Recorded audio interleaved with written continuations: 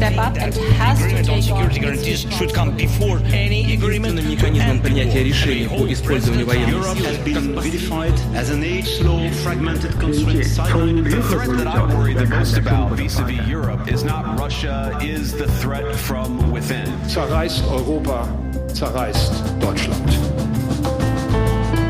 The Art of Diplomacy. The official podcast of the Munich Security Conference.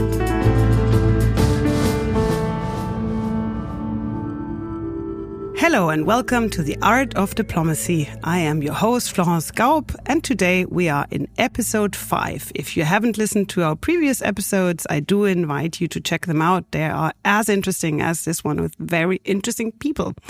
But the most interesting person today, actually, that I'm going to talk with is Benedikt Franke. Welcome back to the Art of Diplomacy podcast. I want to have a chat with you about what's happening on this episode today. I met Sanna Marin. Thanks for having me back. So, Benedikt, obviously you know who Sanna Marin is, right?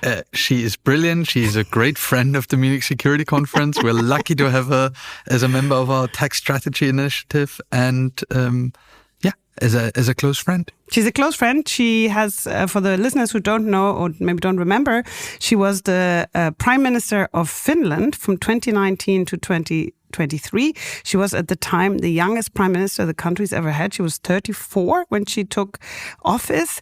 As you mentioned, she's obviously also involved with this illustrious group, the Tax Strategy Initiative. I do want to say, Benedikt, because you didn't mention, I'm also a member of this group, but a rotating member. So that means I'm going to be kicked out if I don't behave, I guess.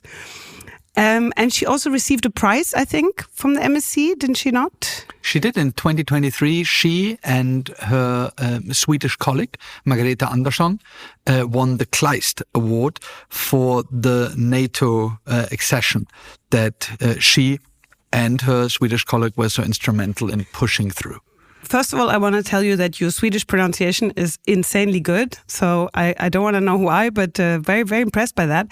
Secondly, you put the finger on something that perhaps the audience might not remember, is that one of the things that's so remarkable about Sanna Marin's time in power is that she took Finland from decades of neutrality into NATO at lightning speed. No other country has changed direction so fast as she did. And so you gave both countries the prize for that. Can you explain a bit what the reasoning was? I mean, first of all, the Munich Security Conference is a transatlantic organization, and hence NATO has always been at the core of what we do. Strengthening NATO, hence, is part of our raison d'etre. And seeing those two Scandinavian powerhouses join the alliance was just a wonderful moment and something that deserves recognition.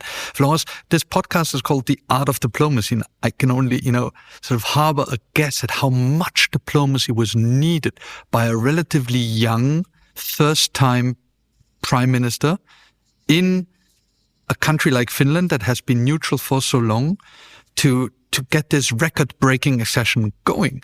And so while we continuously, I think, make the mistake to talk about diplomacy as something that is only done between states, here I think that was true diplomacy between interest groups, between organizations, between part of the same government, and Sanna did a fantastic job at getting it through without many bumps and hurdles.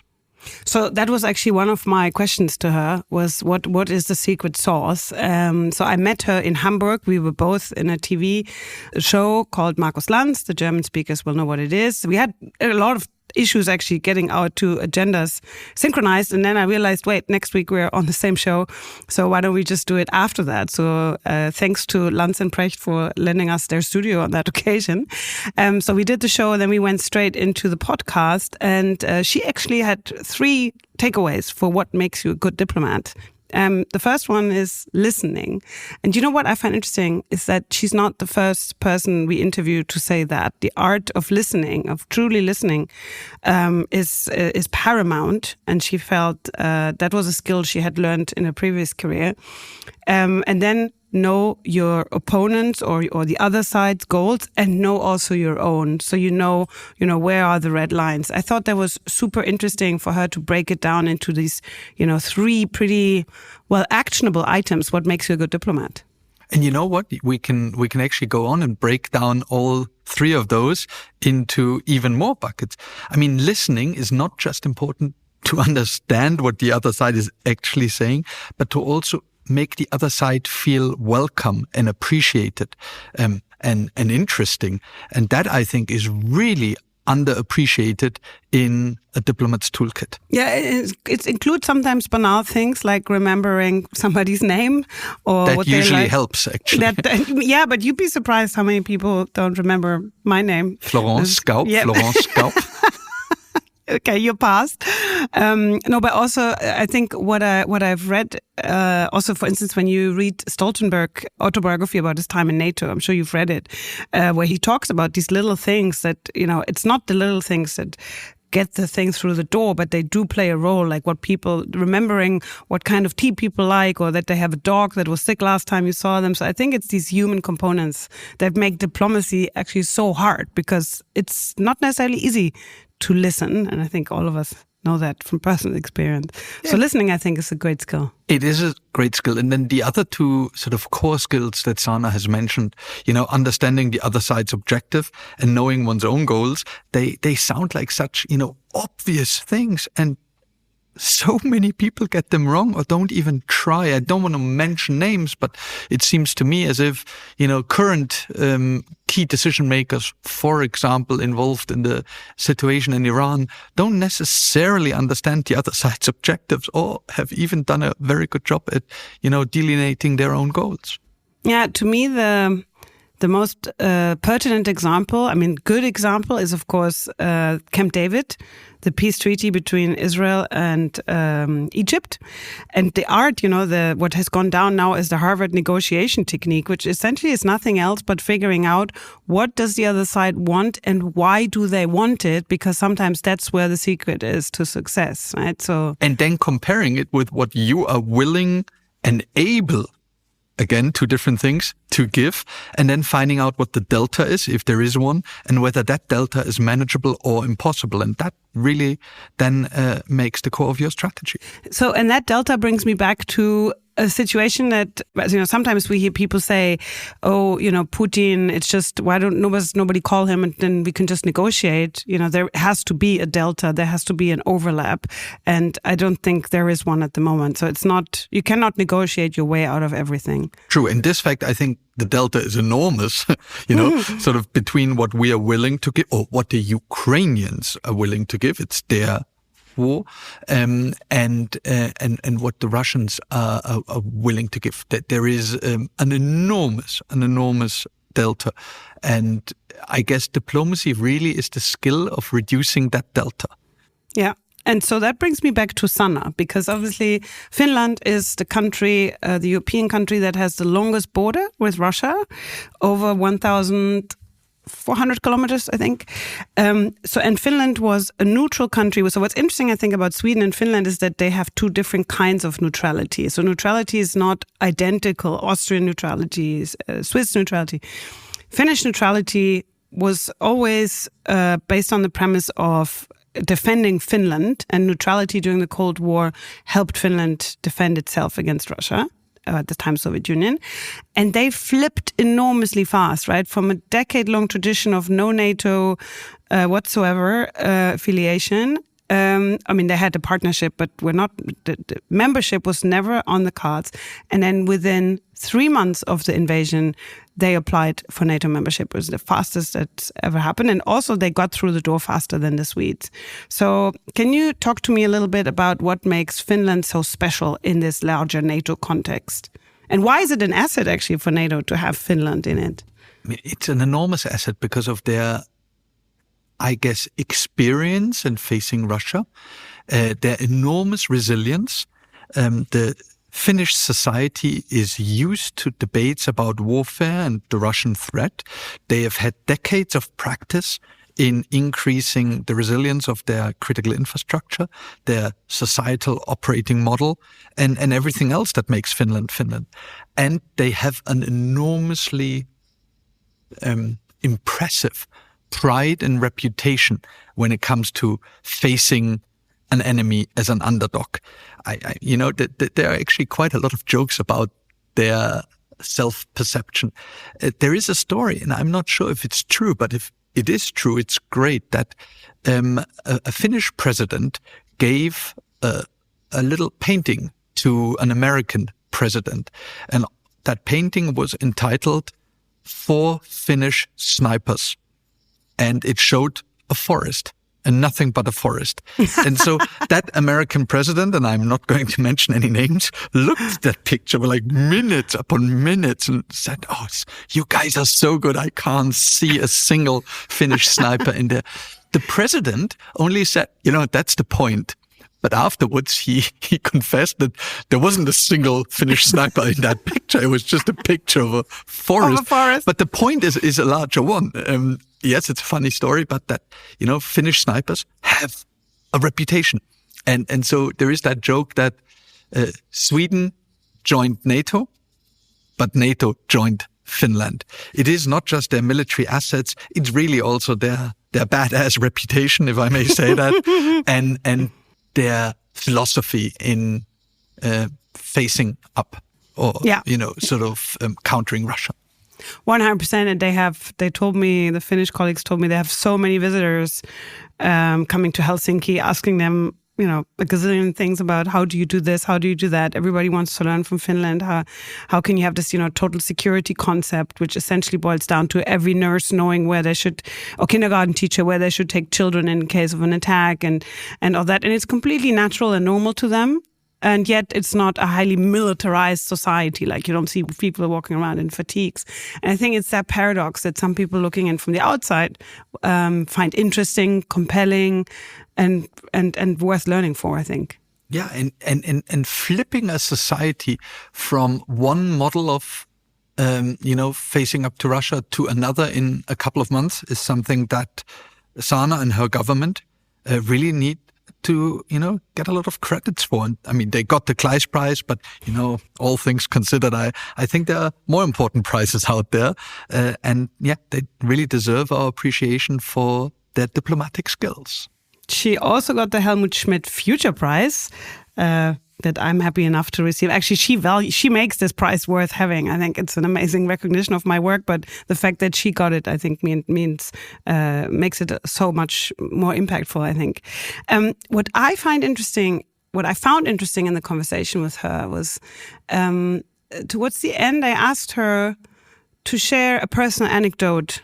And she was free to choose whatever. Like I told her before, I'm going to ask you that, so maybe come up with something. And, I didn't think that was a particularly pertinent question. I mean, depends on whatever people make of it. And then she started telling me a story that I don't want to share now so that the audience actually listens to the podcast. Is it at the end of the podcast that people have to stay, yes. Tuned in until the very end? It's very clever of you. That's exactly the idea. But she was telling a story about her daughter, about how she met President Zelensky. And then at some point I realized she's welling up. She had tears in her eyes. And I thought, oh, wow, there is this very professional, very experienced woman who's led her country into NATO, steered it through the pandemic and other things. And she's obviously, she's a badass. She knows what she's doing. And here she was telling me a story that obviously was very personal, very emotional. And I was super touched that she opened up to me like that.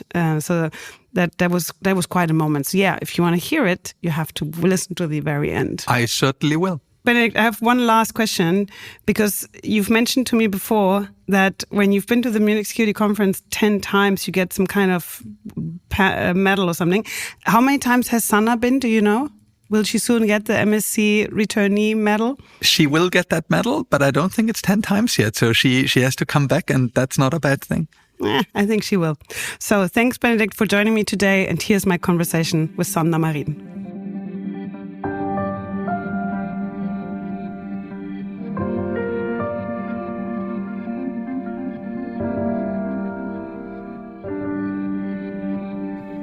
Sanna, first of all, welcome to the podcast.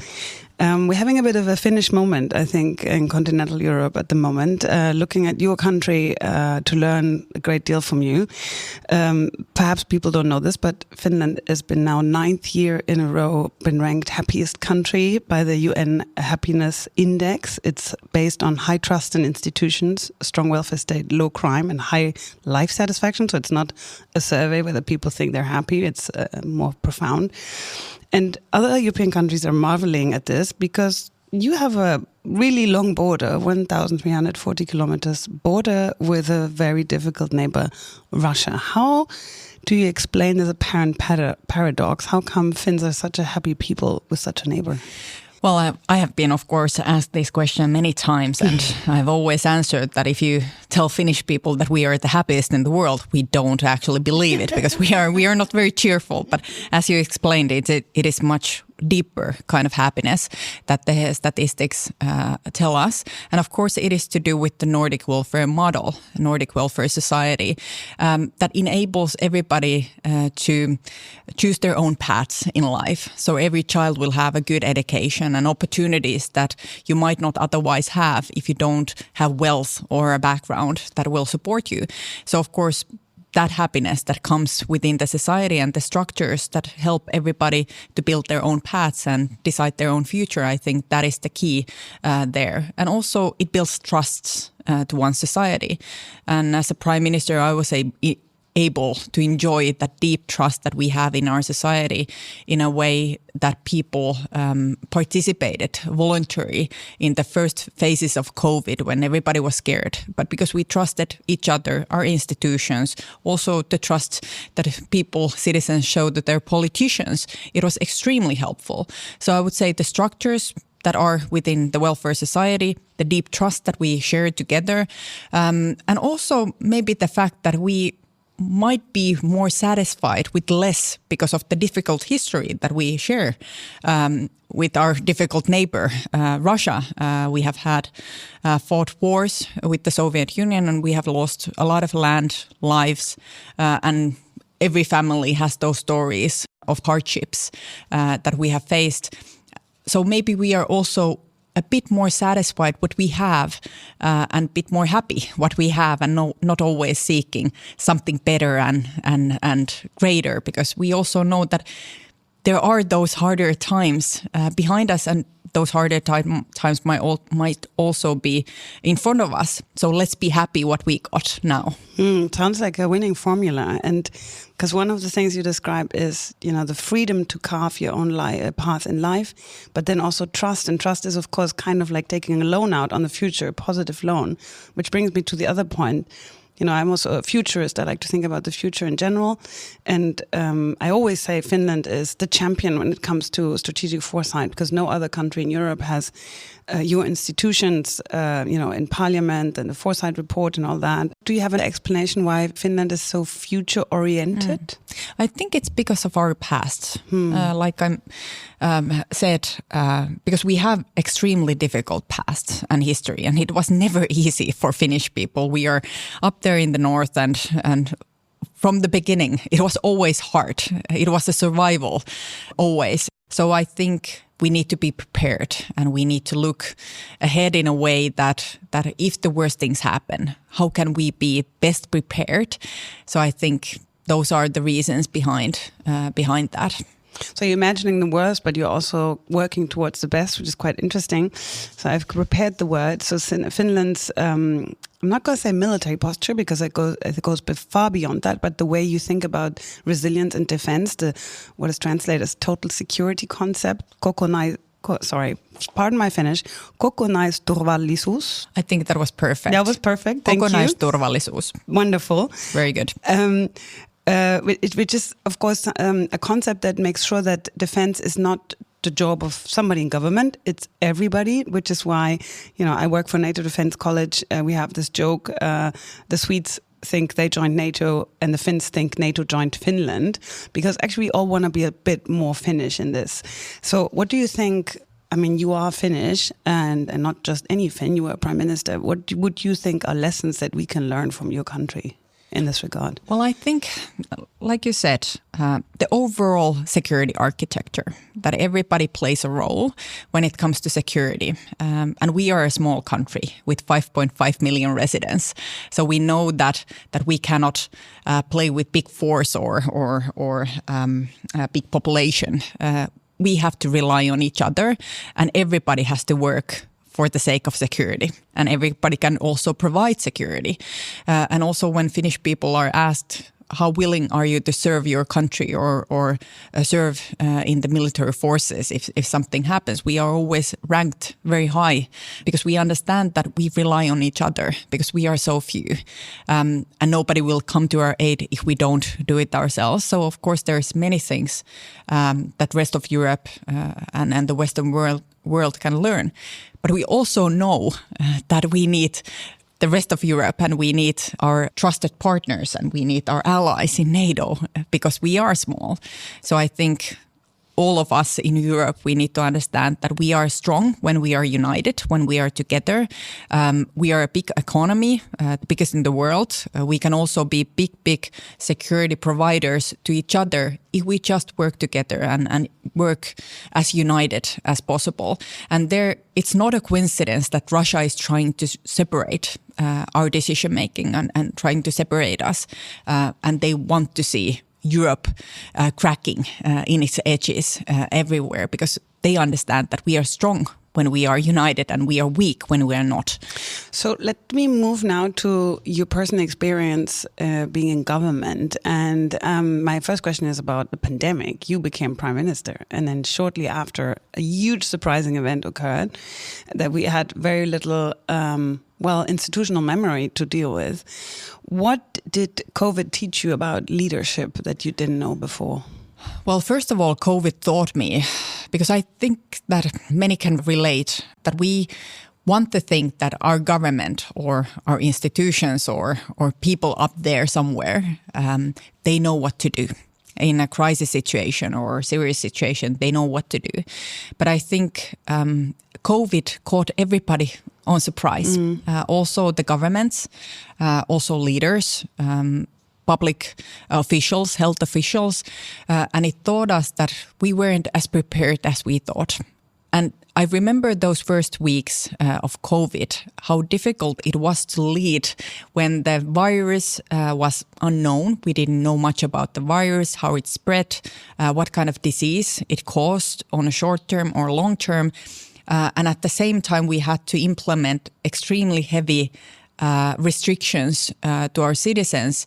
And in Finland, I don't know how it was here in Germany, but in Finland, we had to do that with tools that we didn't actually have. We had legislation concerning infectious disease. So we had that legislation on place, but it wasn't very throughout. There was a lot of tools that were missing and we didn't have those on place.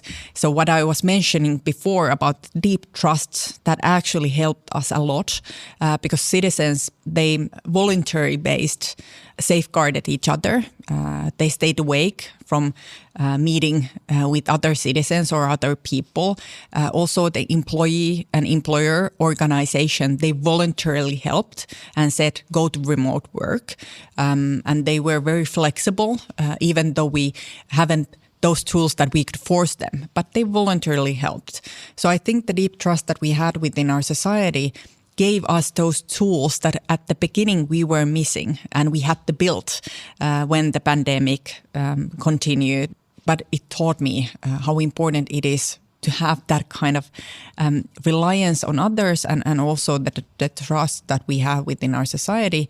And also just the understanding that in a moment of that kind of crisis, also the leaders and the officials and all the people on top, they can froze. Mm-hmm. and then you have to lead and guide a country through that kind of situations.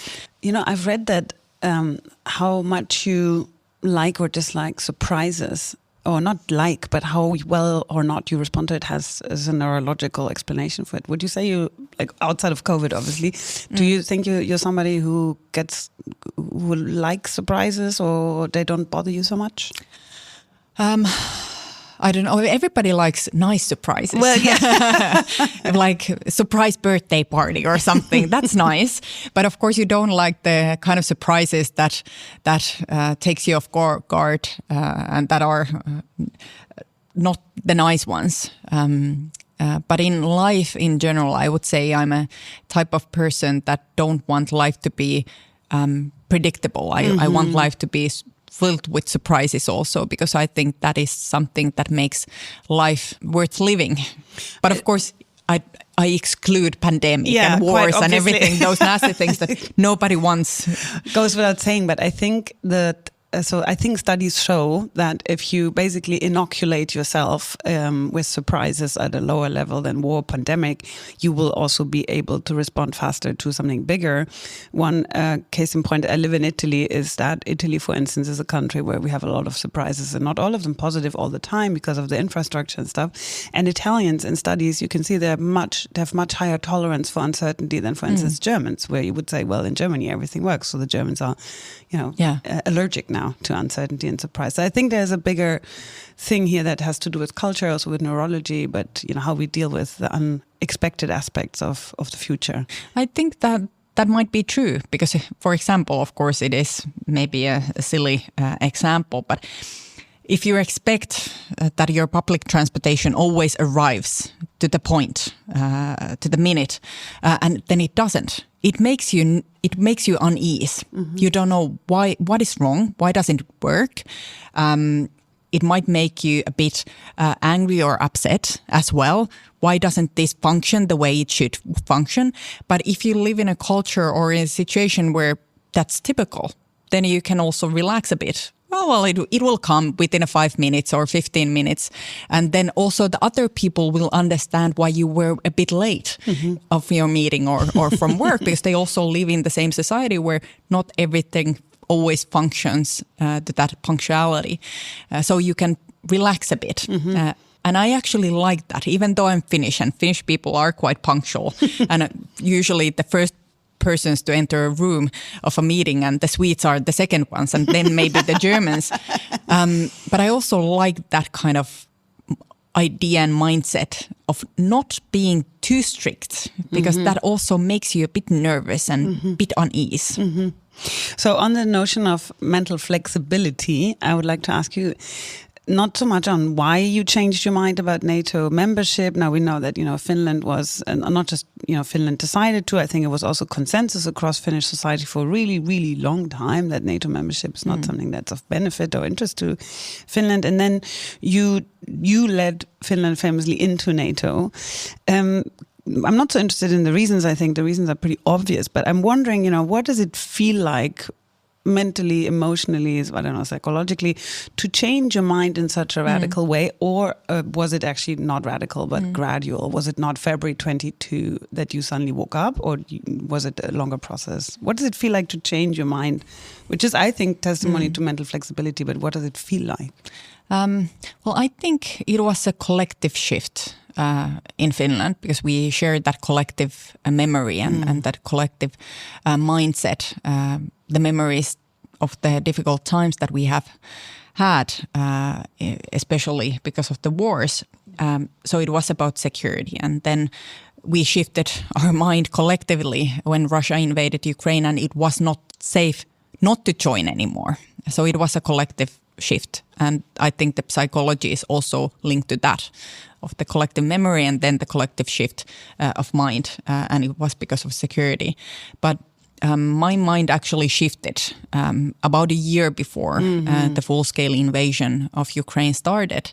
And it was because of, as a prime minister, I was sitting in those European Council meetings and international meetings where I saw that we, like concretely with my own eyes and heard the discussions, that we weren't on the tables where the decisions were made. And we weren't in the important meetings where the European security architecture was molded. So my mind shifted about a year before, even though I was against NATO membership in our elections, like my party was, and majority of Finnish people and also political parties. Just because I noticed that so concretely. And then I was wondering, and I was discussing this with my close advisors about a year before the full-scale invasion started, that how can we shift first our party's positioning towards NATO from negative to positive? How can we have the discussion within the country? And we were discussing this way before the invasion started, but I could have not imagined that Finland would join NATO during our governmental term, because when we started, like I said, majority of Finnish people and political parties were against.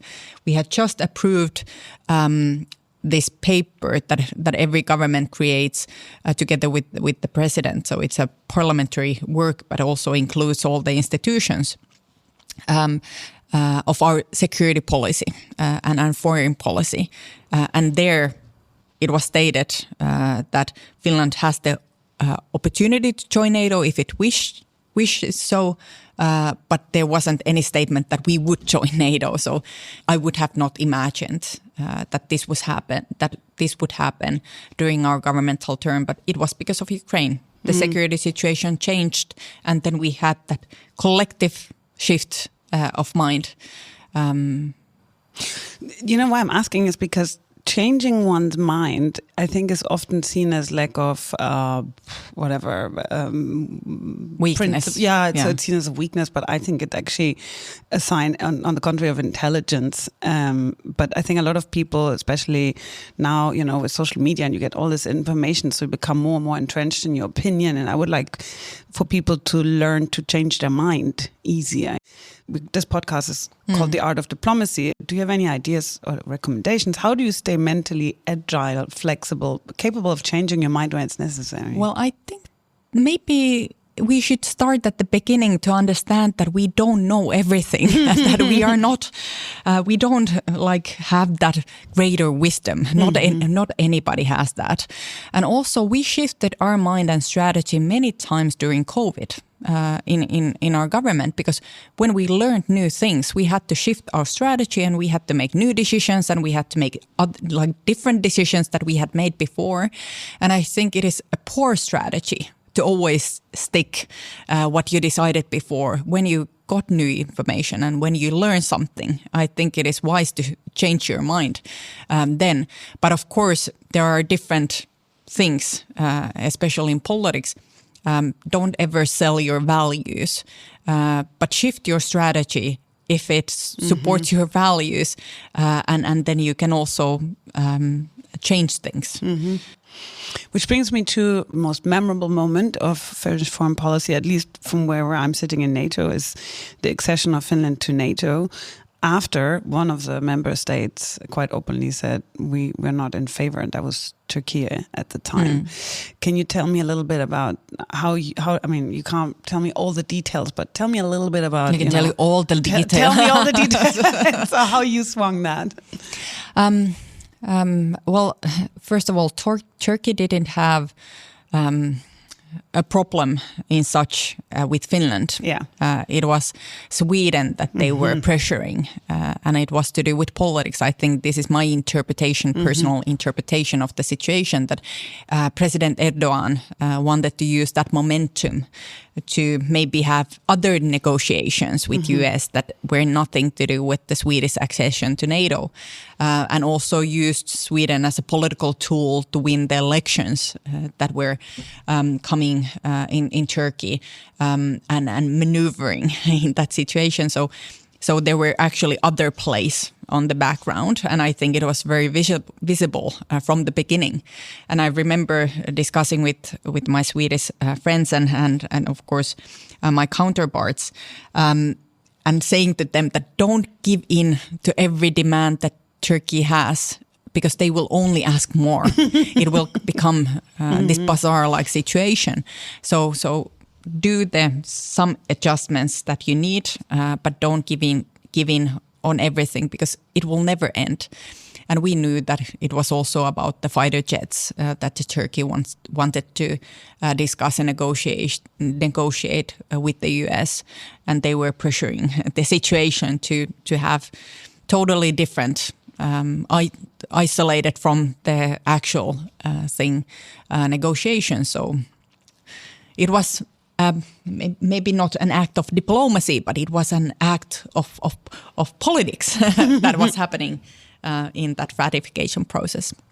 Well, but you succeeded. I think it is diplomacy. I mean, diplomacy is negotiating to achieve, I think, or that's how I define it. But did your perspective on diplomacy change once you became a prime minister or after your experience in government? Or have you expected negotiations in general to be more or less what it was? Well, of course it has changed. And of course I also learned as a prime minister and in Finland, because we always have coalition governments.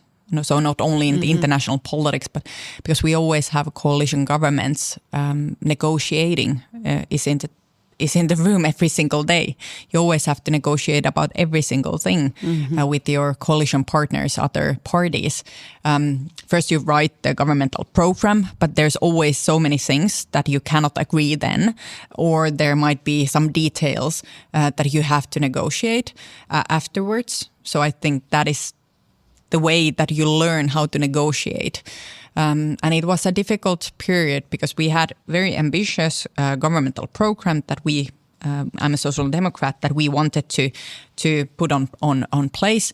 But then also the difficult things that happened, the pandemic and the difficult negotiations concerning that, and then the Russian invasion of Ukraine and our NATO accession and energy crisis that followed, and high inflation and everything, and the negotiations within the European Union because of these situations.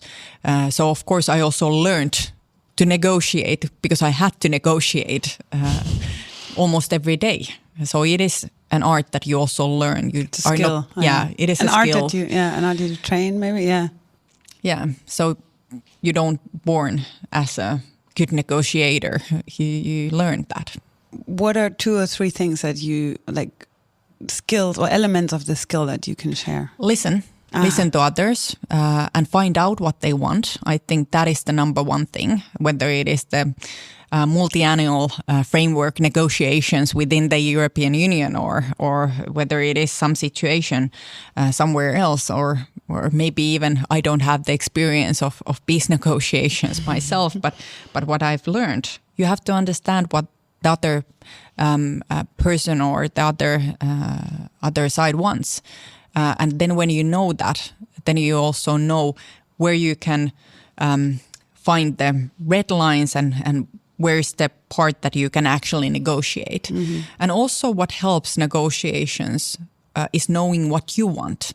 If you don't know your own values, and if you don't know your own targets and aims, then you don't know your red lines and where to maneuver between those. So know what the other person wants, know what you want. And then I think the art or the skill comes how you combine these, how you find the compromises, or in the best case scenario, the consensus of these different perspectives. So you know what is the area where you can work and where you can find the compromise. I think those are the things that you need to have to be a negotiator. I think a lot of people think negotiation is about winning, but I think what you're describing is it's much more iterative process, and the ideal is that both sides walk away with. Yeah, and if both sides don't walk away with them understanding that, okay, I agree to this, then it won't last. So you can, of course, sometimes you can use your power in a hard way. And of course, in the international diplomacy and international situations, there are many times also situations where there are much stronger countries with much stronger positioning, and they can force the others to their will. But is it actually very wise in the long run? I don't think so, because if the other side feels that I didn't get anything out of it, or I was forced, or I didn't actually agree even though I agreed, it won't last. So the best outcomes are those where others, like different sides, feel that, okay, it was difficult, but I agreed to this and I will stick to it. Then it will last time. You know, I used to work a lot on the Middle East, and I looked at a lot of conflicts that we still see now in the Middle East, and I always call them conflict heirs, the descendants of conflicts that weren't properly negotiated. And I think that brings me to Ukraine. You know, I think people don't understand that it's not just about peace no matter what. It has to be a negotiated deal that both sides can walk away from thinking, oh, I'm okay with that, more or less. And I think the art of getting there is what you just described, is much harder than people realize. The problem with the situation in Ukraine is that Russia don't want peace. And that's the thing that you would need. So I think Russia would need to feel much more pain now and they need to feel that this war is costing them a lot. And when they feel the pain, when they feel the cost, then they will also have the initiative to go to the peace negotiation table and agree to something. If they don't feel the pain, they don't have any initiative. And I think this is the problem now that we are facing. So there's no such terms to put on a paper that both parties or both sides could agree and stick to. Because of course, if Russia would get everything that it wants, then it might be satisfied.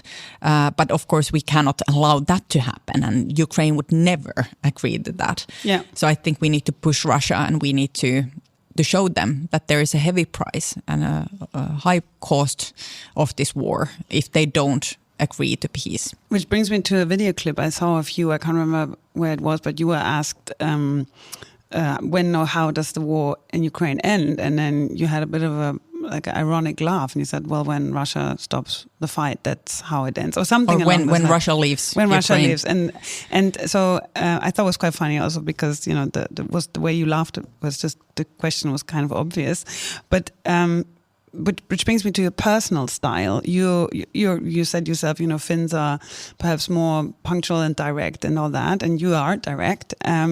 Do you think, is it an asset? Is it irrelevant? Has it worked against you when it comes to diplomacy and public communication? Well, I think you can be both things. You can be at the same time direct and tell what you want. For example, as a leader of a country, former leader of a country, I would tell what is the goal or the aim or the target that Finland has, and you can be direct about that. But at the same time, you can of course also be respectful, and you can listen to others. So it doesn't exclude one another.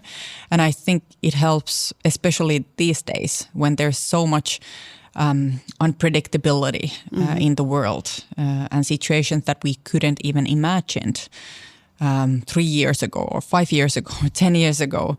And now every day, I think there's another catastrophe happening and things are said and done that you would have not imagined before. And I think the directness also serves this time, but at the same time, you have to have the capability and hope and send all my best wishes to all the leaders out there that have to now deal with this unpredictable and extremely difficult geopolitical world where we live. I hope they have great nerves and a lot of stamina to hold on to this difficult times. So let's end on a positive note. I told you I was going to ask you about a personal moment in international politics that touched you. You told me before we recorded that it was going to be positive. So enlighten me. What was a personal moment that came to your mind? Well, I don't know if it's like a moment of international diplomacy, but it was a moment of international, even though it happened in Helsinki. But I have a fond memory of President Zelensky visiting Helsinki and the presidential castle where he had bilateral meetings with the president and also me as a prime minister. And I didn't have a babysitter at that moment because my daughter was just under 2 years old when I took that office. And then she just turned 6 when I ended. I didn't have a babysitter for that day to Emma. My mother, her grandmother couldn't look after her, and her father was maybe traveling for work, and the daycare wasn't, the teachers had a free day or some kind of day where they learned new things or something, so the daycare wasn't there.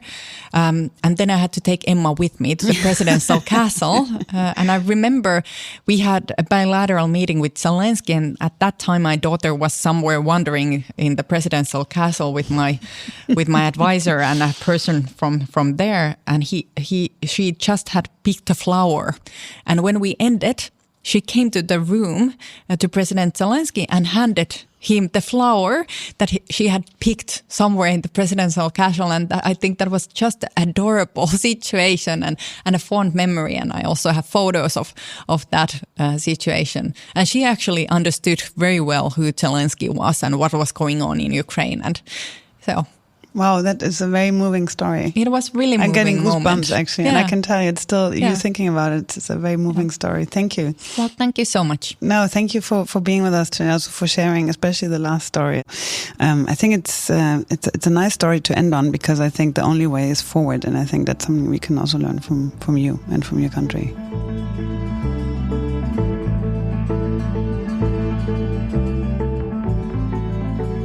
Thank you so much. Thank you for having me. Thank you so much, Sanna. Thank you.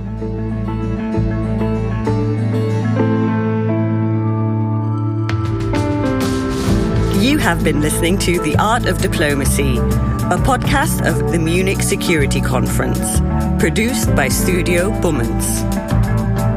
The show is hosted by Florence Gaub and Joshua Jaffa, with original music by Jakob Ilja. The Munich Security Conference production team includes Andreas Block, Marit Zeisler, Judith Sorden, Noor Saad, and Annalena Enold. For more on this year's Munich Security Conference and for footnotes and references for this episode, please consider our show notes.